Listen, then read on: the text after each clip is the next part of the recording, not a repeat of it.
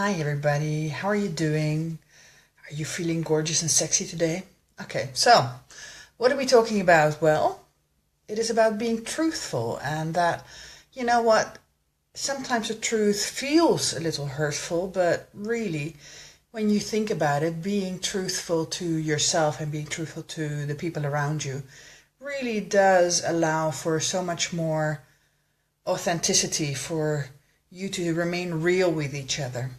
So, this is what we're talking about. So, sticks and stones may break my bones, but words can never hurt me. Well, actually, it's interesting that. What it first requires, though, for you is to be able to use skillful speech. Because, yes, of course, there's speaking your truth, but how are you actually speaking it? What words are you choosing your words with care and with empathy towards how your receiver is going to hear, or you can't be responsible for how they interpret the message, but you can be responsible for how aware you are of your intention and your care of choice of words and finding the right moment to do this and all of that. So it does require a bit more than just blurting it out, which is what I'm very good at.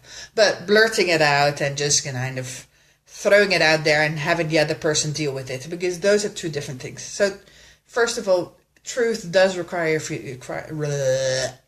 you to be a little skillful. The second thing, though, is that it's true, words don't necessarily, well, they don't really hurt you. It is the meaning that we give those words, the emotional connection that we attach to those words. Those are the ones that can potentially hurt us. And so, really, this is all also about being very careful when you're listening, that you're listening with a clear and open mind, that you're listening with the connection to whoever is speaking to you, and understanding their intent in what they're saying, and really not going into your own story and all of that happens. But allowing yourself to really breathe in and breathe out and remain calm as you sit there and you listen to whatever's being said. And I will speak a little more about this later on. But first, let's get back to why would you even think that it's important to speak the truth. And like I said in the title, and it does allow you to be more authentic. But the thing also is why would you even want to withhold the truth? Your truth. Why are you connected to this person, and are they in their lives if you feel like you cannot speak the truth?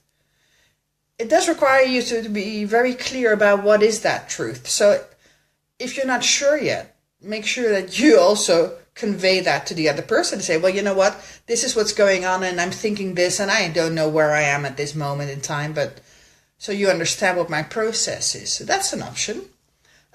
And when you're already very clear what it is, then why would you withhold that? Because withholding that, it's not the same as lying, but it's also not really taking your partner, your friend, on this journey with you through this development that's happening in you.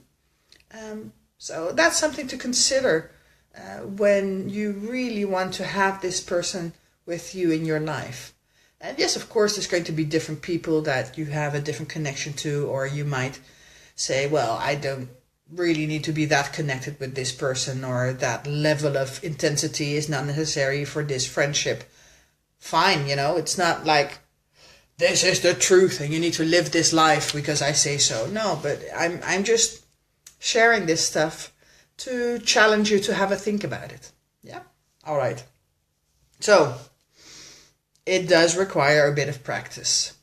It's not as if when you decide that I'm going to speak the truth that suddenly you will be very masterful and you suddenly will be extremely good at it.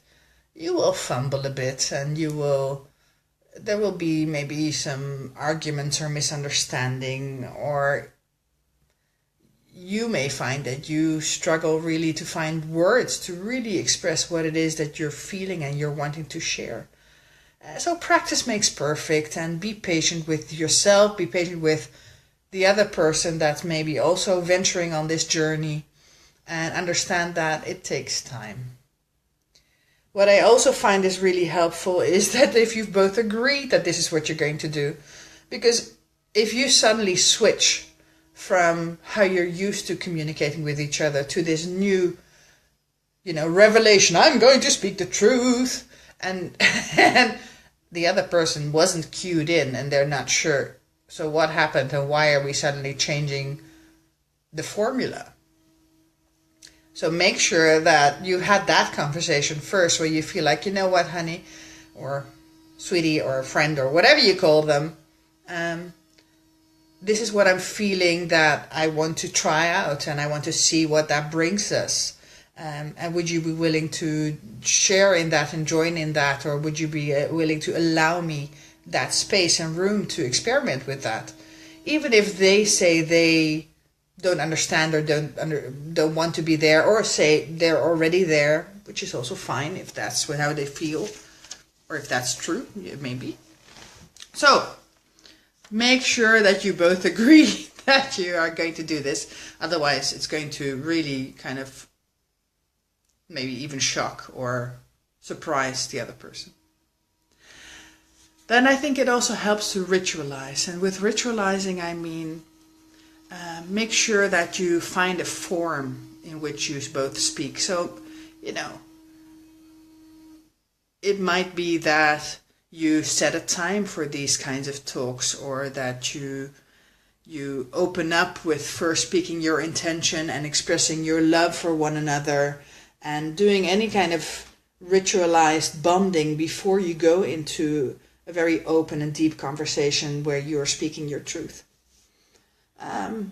Could also be that you decide that you want to have that in a sacred space. And with a sacred space, I mean a space where you know that the energy is calm, where you have cleansed whatever shit happened there before, where you know there won't be any interruptions, so there's no mobile phones or laptops or tablets lying around. There's no kids that can walk into the conversation, or maybe your kids are actually in the conversation themselves. Because actually kids can deal with truth very well as well. They may need a few more words and a few more explanation, and they definitely need skillful speech. But kids, kids are very familiar with speaking the truth. So, ritualizing. And then there's this other thing what I wanted to say to you, and I said it a little bit before. It's called really listening. We always say, oh, you really need to listen. Well, what is really listening? And I love that Thich Nhat Hanh calls it deep listening. And so when your partner is speaking to you, when your friend is speaking to you, try to listen without interpreting, without thinking of some kind of question, without even getting ready for a response. There may be something that comes up, but let it go, release it, and then come back to listening. Listen to their voice, listen to the timbre, listen to the rhythm, listen to the words, listen to the intent. And if there's something that you need to be saying, then it will come back to you later on, if that is what they require, if that is what they even want you to do. Sometimes it's just all about listening. And so do try and really connect to the message, to the person behind the words, and find what they're really trying to say to you. If it is a discussion or a conversation that you're having, listen deeply, take a few breaths and then wait, then check, did I understand this right? Did I hear you say that? Am I right? And then when you're very clear, both of you, that you've understood, then you can respond, then you can reply and speak whatever you need to say and is on your heart or is a response to whatever was being asked. So don't rush it. We're so used to having these almost battles of conversation, of words, and somebody needs to be a winner. And actually, you know what? The relationship, the friendship, the partnership, that needs to be the winner here. And so these are skills that can help you with that. Alrighty bitey.